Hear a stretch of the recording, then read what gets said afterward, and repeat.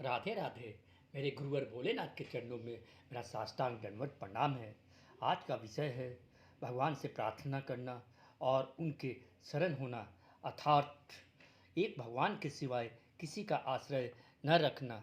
ये दो बातें तत्काल सिद्धि देने वाली हैं।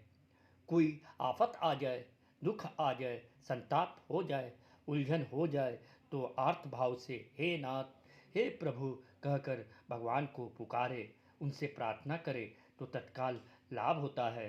जैसे गजेंद्र, द्रौपदी, उत्तरा आदि ने विपत्ति के समय भगवान को याद किया, उनको पुकारा तो उनकी तत्काल रक्षा हो गई।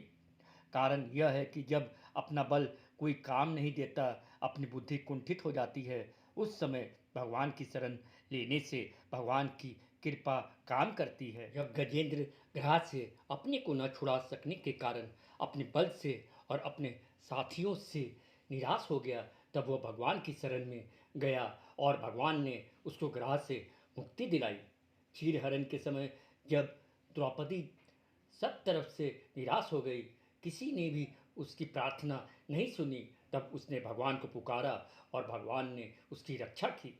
जब अश्वत्थामा के द्वारा छोड़ा गया अस्त्र उत्तरा के गर्भ को नष्ट करने के लिए आने लगा, तब उत्तरा ने सर्वथा भगवान के शरण होकर उनको पुकारा और भगवान ने उसके गर्भ की रक्षा की।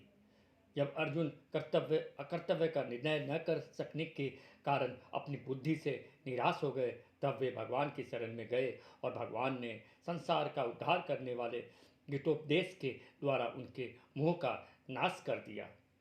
भगवान की कृपा से जो काम होता है वह अपने बल बुद्धि से कभी नहीं होता, परंतु जब तक अपना बल पूरा न लगा दे तब तक भीतर से असली प्रार्थना नहीं होती।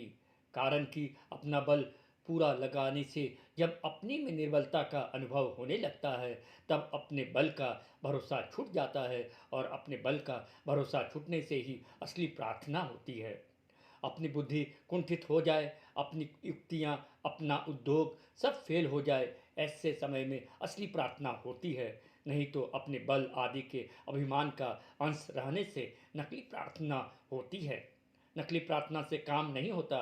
जो लोग कहते हैं कि हमने प्रार्थना की पर कुछ नहीं हुआ, तो वास्तव में उनसे असली प्रार्थना हो ही नहीं।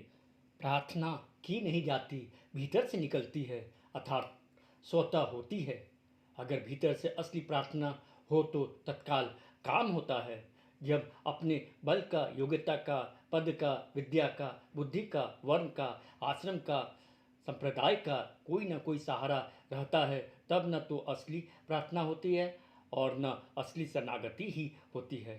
कारण कि अपने बल, योग्यता आदि का सहारा रहने से अहम बना रहता है। जब तक अहम है तब तक असली प्रार्थना और असली शरणागति नहीं होती।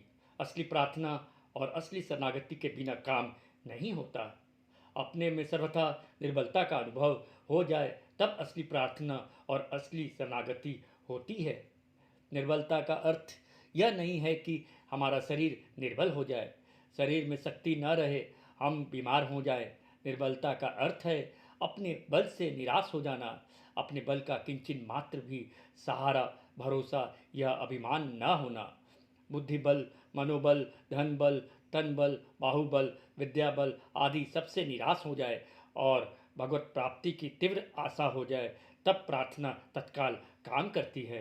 अपने बल की आशा रहे और भगवत प्राप्ति से निराश हो जाए, तब प्रार्थना काम नहीं करती।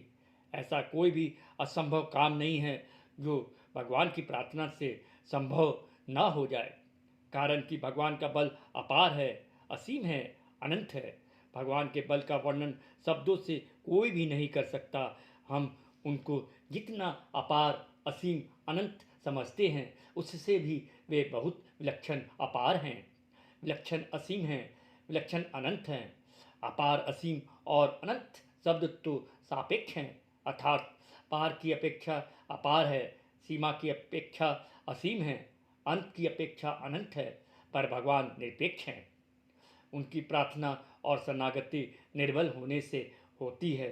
अतः हमें एक भगवान के सिवाय किसी का आश्रय नहीं रखना चाहिए। जय श्री राधे श्याम।